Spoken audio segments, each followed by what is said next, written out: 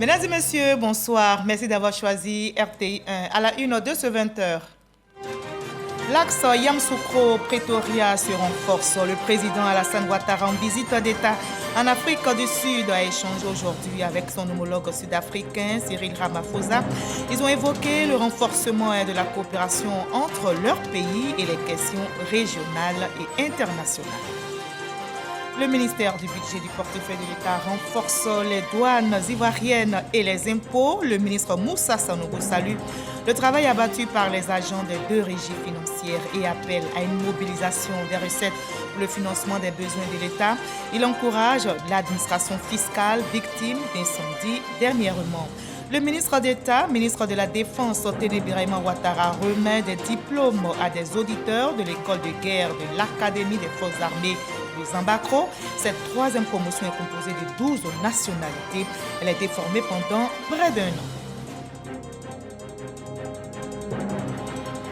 La question fait débat. On en parle dans le dossier BDC, le projet de loi proposé par un élu de la nation sur la polygamie optionnelle en Côte d'Ivoire. Le sujet alimente l'actualité. Mais que dit au juste la loi sur le mariage dans notre pays? Quels changements souhaitent apporter les partisans de la polygamie optionnelle? Réponse dans ce journal.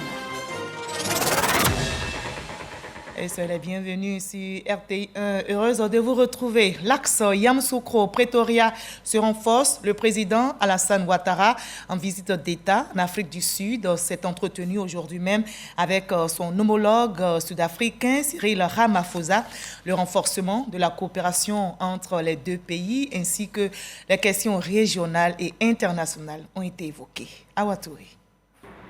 Surplombant le reste de la ville de Pretoria, Union Buildings, le palais présidentiel sud-africain, qui abrite les bureaux du président et ses environs, était pavoisé des drapeaux sud-africains et ivoiriens. C'est une page d'histoire qui s'écrivait ce vendredi 22 juillet. Une première visite d'État d'un chef d'État ivoirien en Afrique du Sud, en 62 ans d'indépendance de la Côte d'Ivoire. L'arrivée du président de la République Alassane Ouattara à l'Union Buildings et son accueil par son hôte, le président sud-africain Cyril Ramaphosa, fut un grand moment. La solennité du cérémonial des honneurs militaires ajoutait à l'intensité de l'événement.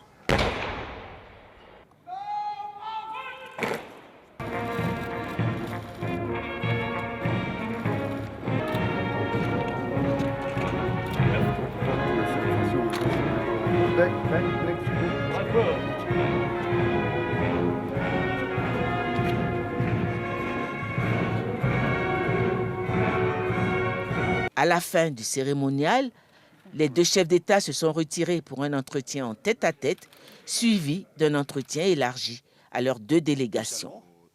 6 accords de coopération ont été signés dans le cadre de cette visite d'État du président de la République Alassane Ouattara en Afrique du Sud. Il s'agit d'un protocole d'accord entre l'École nationale de gouvernement d'Afrique du Sud et l'École nationale d'administration de Côte d'Ivoire.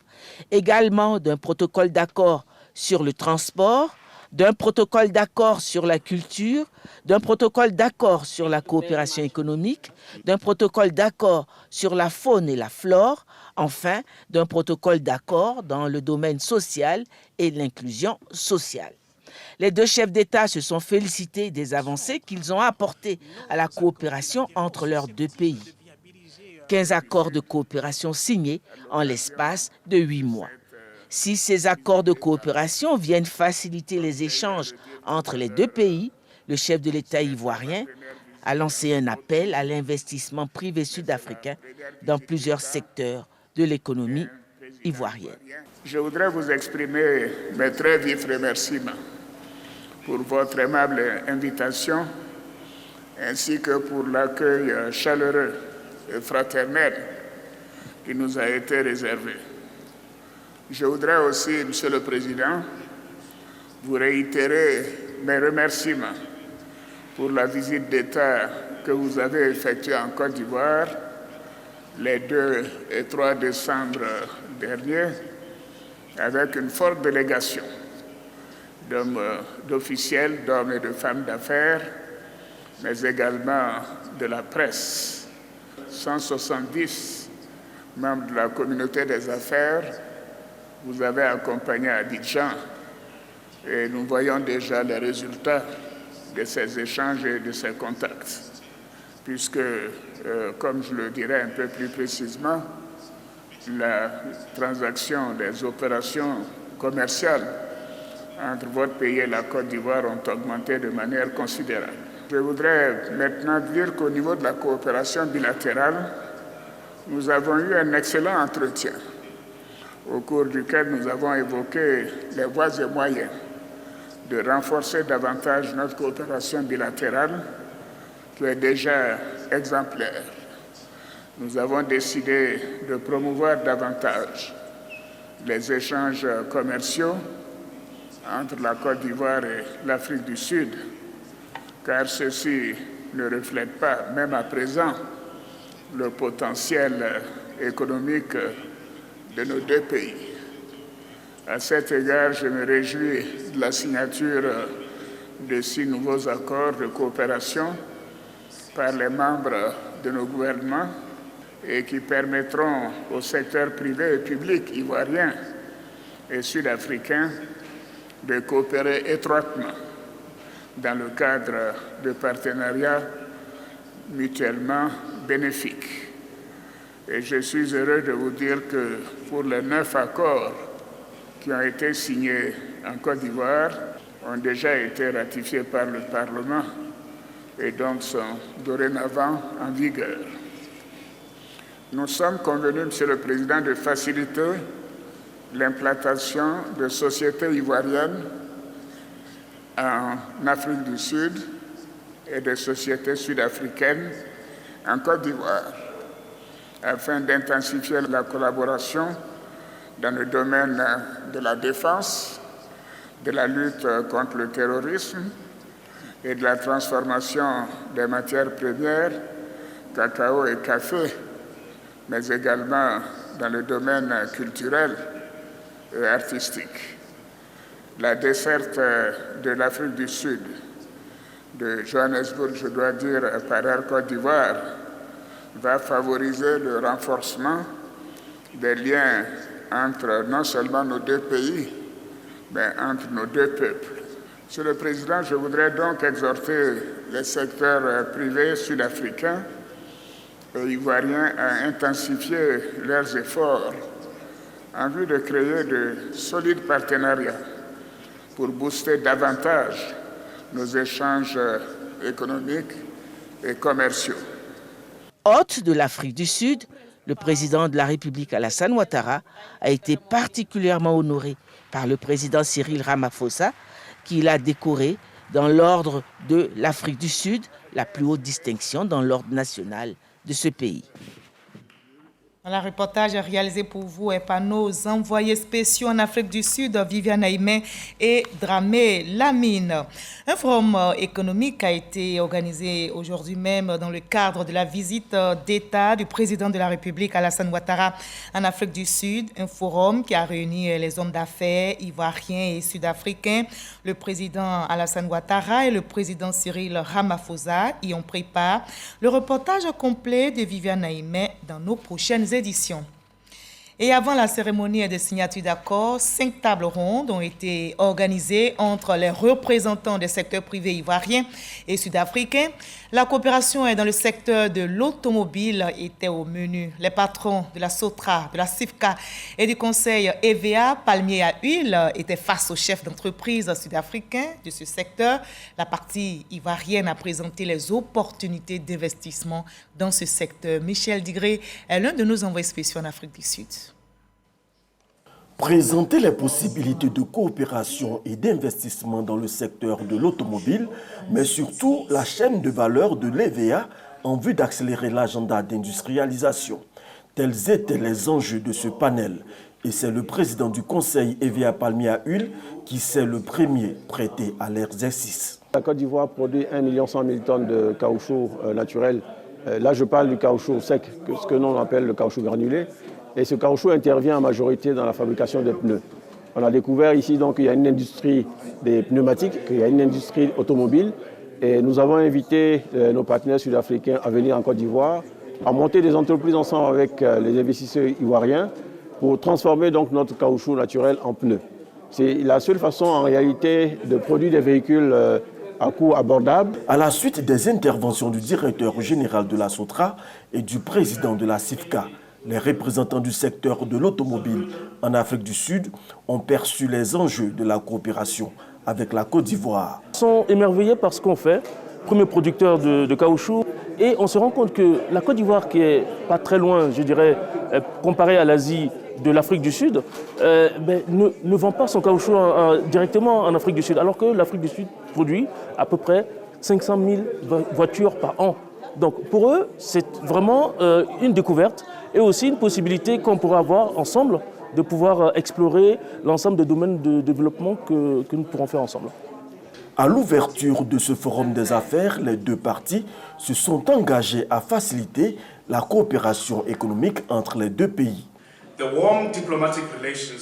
Les relations diplomatiques que nous avions scellées doivent se transformer en un solide partenariat économique dont les bénéfices ne seront pas seulement engrangés par le monde des affaires, mais profiteront aussi aux citoyens de nos pays respectifs.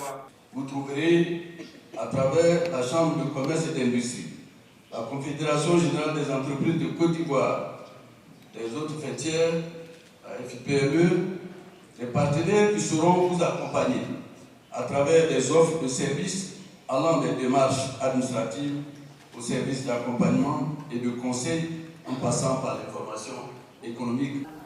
En 2020, les échanges globaux entre la Côte d'Ivoire et l'Afrique du Sud s'élevaient à plus de 300 milliards de francs CFA. Ce forum d'affaires devrait booster ce chiffre après celui de 2021 qui a eu lieu à Abidjan. Et loin de la Côte d'Ivoire, de l'Afrique du Sud, ici en Côte d'Ivoire, le ministère du Budget et du Portefeuille de l'État renforce les douanes ivoiriennes et les impôts. Le ministre Moussa Sanogo salue le travail abattu par les agents des deux régies financières et appelle à une mobilisation des recettes pour le financement des besoins de l'État. Il a par ailleurs encouragé l'administration fiscale victime d'incendie. Dernièrement, nous rapporte l'enseigne Bakayoko.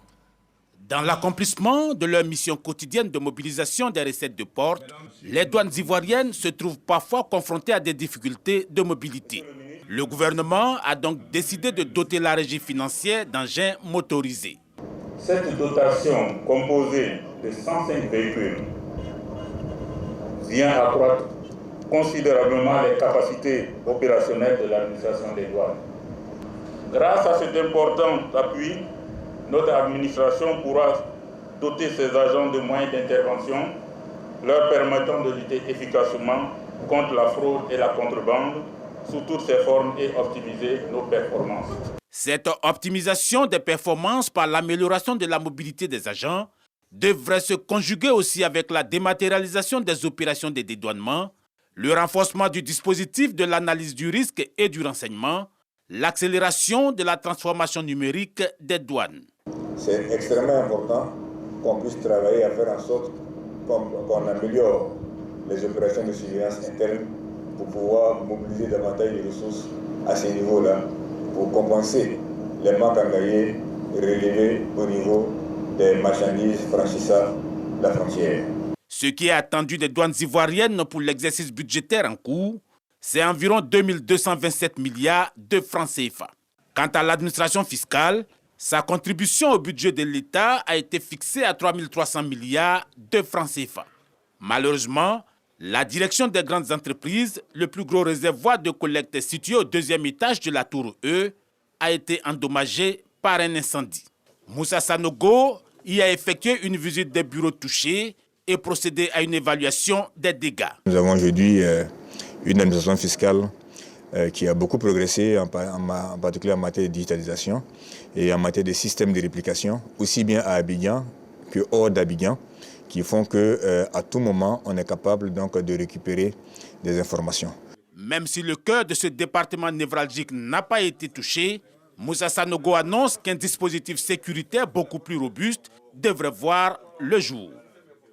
Et avant cela, rendons-nous à Yamoussoukro. Le ministre d'État, ministre de la Défense, Téné Birahima Ouattara, a remis des diplômes à des auditeurs de l'école de guerre de l'Académie des Forces armées de Zambakro. Ils ont été formés pendant 11 mois exactement. C'est la 3e promotion et elle est composée de 12 nationalités. Kader Sokodogo. La Fondation Félix Houphouët-Boigny pour la recherche de la paix de Yamoussoukro aux couleurs de l'armée. Le cours d'études supérieures de défense, CESD, communément appelé École de guerre, enregistre de nouveaux diplômés, 18 au total, issus de 12 pays. Un couronnement de 11 mois de formation à l'Académie des Forces armées, AFA, de Zambakro. Au sein de cette école se traduit donc la réalité de l'intégration africaine au niveau des armées pour cultiver et développer des chefs militaires de demain qui connaissent leur place dans la chaîne de commandement de leurs pays respectifs, qui exercent leur leadership sur les zones qu'ils auront à commander et capables de maîtriser le fait militaire, la logique politique, diplomatique, économique, financière, industrielle, organisationnelle, qui concourent à l'élaboration de la politique de défense et la constitution de capacités militaires. Pour la remise des diplômes, le ministre d'État, ministre de la Défense, Téné Birahima Ouattara, la Côte d'Ivoire a fait un choix, celui de l'excellence à travers des hommes bien formés et au parfum des réalités nouvelles. Une armée avec une chaîne de commandement aguerrie. La formation d'une élite militaire capable d'exercer des responsabilités de haut niveau, avec une vision prospective pertinente, devient un impératif. La Côte d'Ivoire ne saurait rester en marge de cette dynamique qui donne à l'État, à travers la qualité de ses chefs militaires, les moyens humains, sans lesquels les moyens matériels seraient inefficaces. C'est fort de cela que mon prédécesseur, feu le Premier ministre, ministre de la Défense, Ahmed Bakayoko, a sous l'impulsion de son Excellence, Monsieur le Président de la République, chef suprême des armées, procédé à la création et à l'inauguration de notre école de guerre, dénommée Cours d'études supérieures de défense. Je voudrais rendre un hommage vivant à ce grand serviteur de l'État. Cette 3e promotion a à son sein des officiers auditeurs qui proviennent de la Côte d'Ivoire, du Bénin, du Burkina Faso, du Cameroun, du Congo, du Gabon, de la Guinée, du Mali, de la Mauritanie, du Sénégal, du Togo et du Niger. Les concours de la fonction publique session 2022 démarrent à partir du 3 septembre prochain sur l'ensemble du territoire ivoirien. Mais avant, les différents acteurs impliqués dans l'organisation de ces concours ont signé une charte d'éthique. Celle-ci repose sur la responsabilité, la disponibilité, la dignité, la probité. La ministre Anne-Désirée Ouloto appelle chacun à travailler en toute transparence et équité. Grâce Kando. Signature de la charte d'éthique des acteurs impliqués dans le processus d'organisation des concours administratifs de la session 2022. Ils s'engagent à promouvoir les valeurs de bonne pratique, de responsabilité et de probité pour le bon déroulement des concours.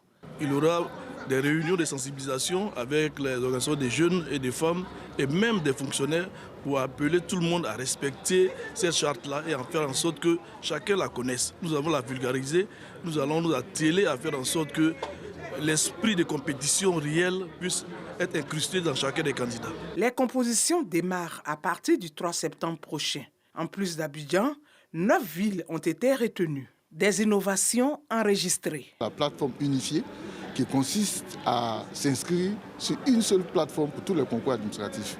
Nous avons commencé cette année avec les concours de la fonction publique et ceux de l'ENA et l'expérience va continuer en s'étendant aux autres concours.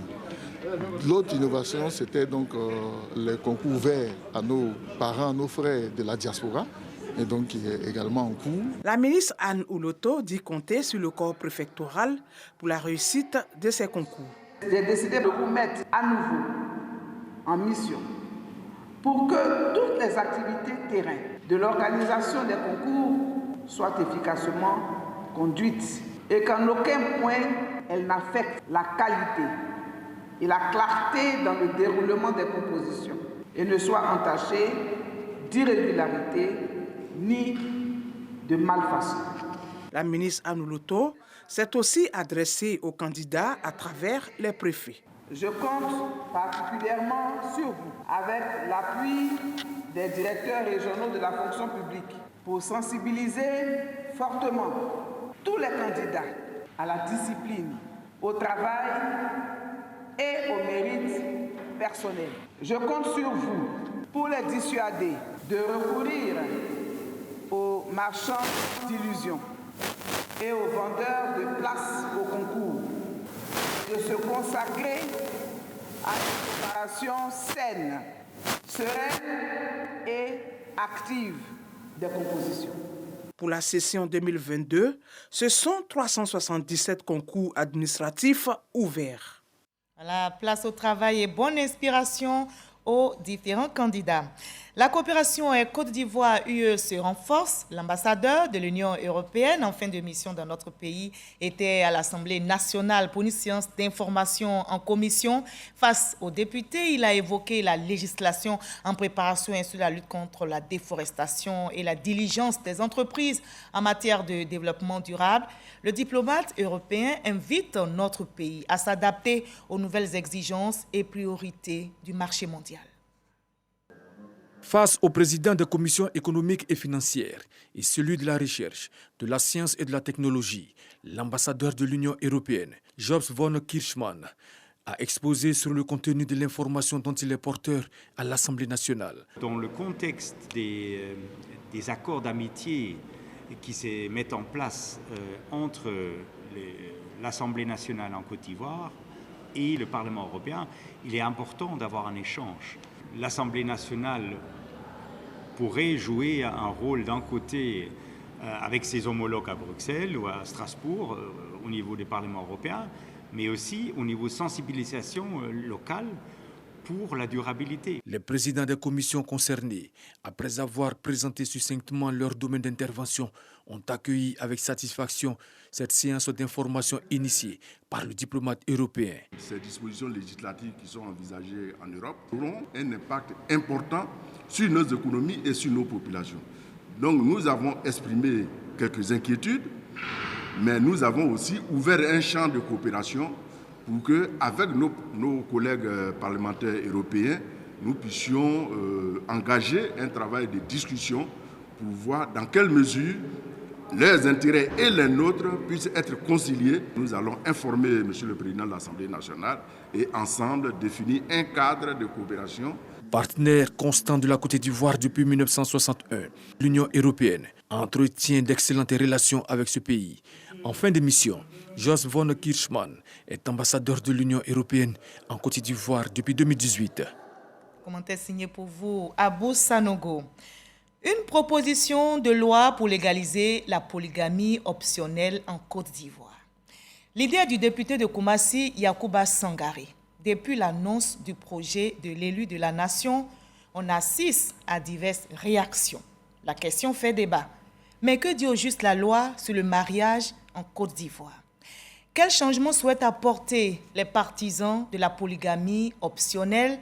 Est-il possible de remettre en cause la loi de 1964 qui officialise la monogamie? La proposition, en tout cas, est sur la table du président de l'Assemblée nationale.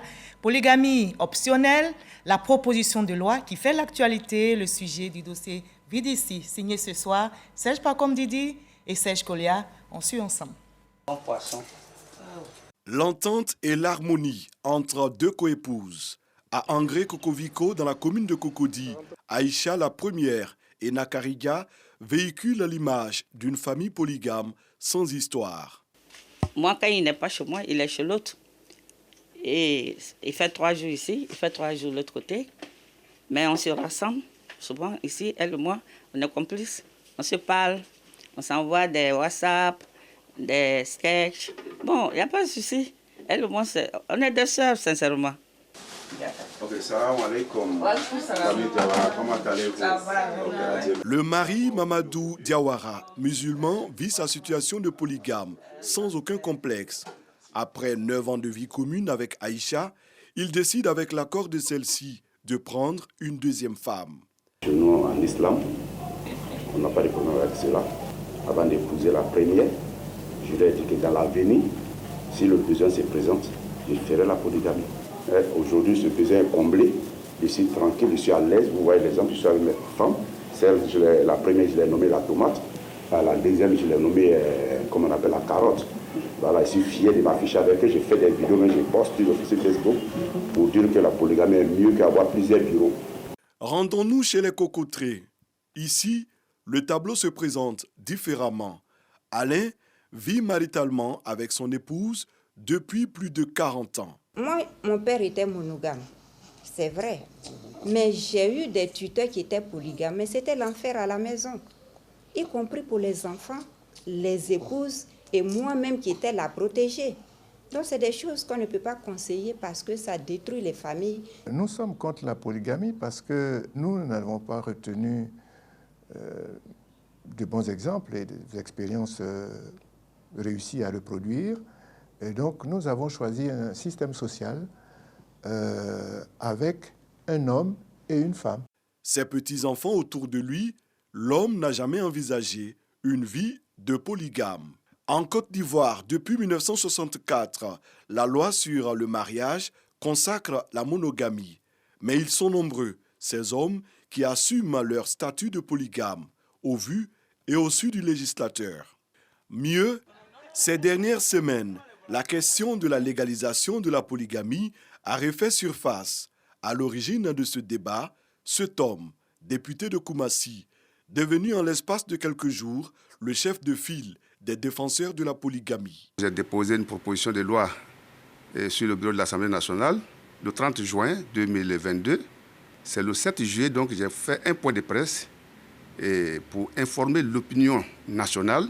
L'honorable Yacouba Sangaré est l'inspirateur d'une proposition de loi visant à faire adopter la polygamie optionnelle en Côte d'Ivoire. Depuis 1964, nous vivons dans un régime monogamique imposé. 58 ans après, à la pratique, nous comprenons que la loi sur la monogamie a été toujours violée et personne n'a été sanctionné. Cela veut dire quoi? Cela veut dire que la société est d'accord que la polygamie se pratique. Ça ne heurte pas les convictions culturelles de quelqu'un, et ni même spirituelles, ni morales. C'est quelque chose de vécu depuis toujours. Et donc, moi, j'ai voulu seulement que la loi s'adapte à la réalité sociale que nous observons. C'est pour ça que j'ai fait la proposition. Et là, j'ai parlé de polygamie optionnelle. On laisse au libre choix du citoyen de choisir son régime matrimonial comme on le ferait pour la communauté des biens ou la séparation des biens lorsqu'on va devant M. le maire pour se marier. Le projet aussitôt dévoilé déchaîne les passions. En première ligne, les organisations féminines. Ancienne ministre, fondatrice de l'Association ivoirienne pour la défense des droits des femmes, Yahi Constance reste fidèle à ses convictions. Ce qu'il y a à faire, c'est de proposer des lois pour le futur. Je veux dire, vous ne pouvez pas mettre des filles à l'école, les amener à l'université, leur donner autant de pouvoir qu'à leurs homologues masculins, leur dire, bon, à partir de maintenant, toi tu t'occuperas de lui tailler les ongles, toi tu lui tailleras les poils des oreilles et toi tu lui couperas les cheveux. Je veux dire que ce n'est pas ça la conception moderne du couple. Donc nous devons ensemble améliorer cela en tenant compte du fait que désormais l'homme et la femme sont sur un pied d'égalité tel que le dit notre loi fondamentale, la Constitution, nos lois nationales et puis évidemment les conventions internationales que la Côte d'Ivoire a librement ratifiées. Également ex-ministre, ex-parlementaire, aujourd'hui chef de parti politique, Daniel Boni-Claverie monte au créneau. Pour elle, c'est une pratique dépassée. On ne peut pas, en même temps que l'on promeut la femme, l'égalité en droit, on ne peut pas de la même manière rétrograder et maintenant mettre en place un système inégalitaire, parce que la polygamie est un système inégalitaire. À l'Église catholique, nous dit le père Seka, la polygamie ne peut avoir droit de cité. Le mariage chrétien catholique est monogame. Un homme et une femme. Et la Bible dit, homme, tu quitteras ton père et ta mère et tu t'attacheras à ta femme et tous deux, vous ne serez plus qu'un. Couple en situation de polygamie ou de monogamie en Côte d'Ivoire, les deux cas existent, avec des opinions parfois tranchées d'un camp à l'autre. Tu ne vas pas dire à madame, je vais en mission, pendant qu'elle était couchée quelque part à Yopougon, tu finis, tu vas au marché au boulot, aller faire achat pour dire qu'elle était quittée en mission, pendant que tu étais avec la TISA. Donc il faut valider les TISA, il faut les valider pour que ça soit légal. Cette loi-là, ça vous fait plaisir à qui? Aux TISA, aux hommes ou aux épouses? Mais ces TISA qui sont dehors, elles cherchent à rentrer.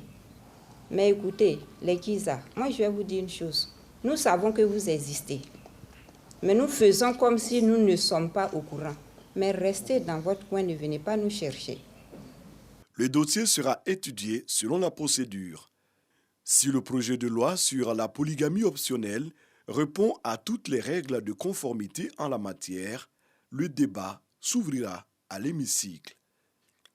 Aujourd'hui, dans certains pays comme le Gabon, le Mali, le Sénégal, le Cameroun, l'Afrique du Sud, le Congo ou encore le Kenya, la polygamie optionnelle est légalisée. La Côte d'Ivoire les rejoindra-t-elle? L'avenir nous le dira. Mais en tout cas, en ce qui concerne le sujet sur la polygamie optionnelle, ce sujet continue d'alimenter l'actualité dans notre pays. C'était le dossier Vide ici réalisé par Serge Coléa et Serge Paco Didi. On n'oublie pas le coronavirus. On regarde maintenant.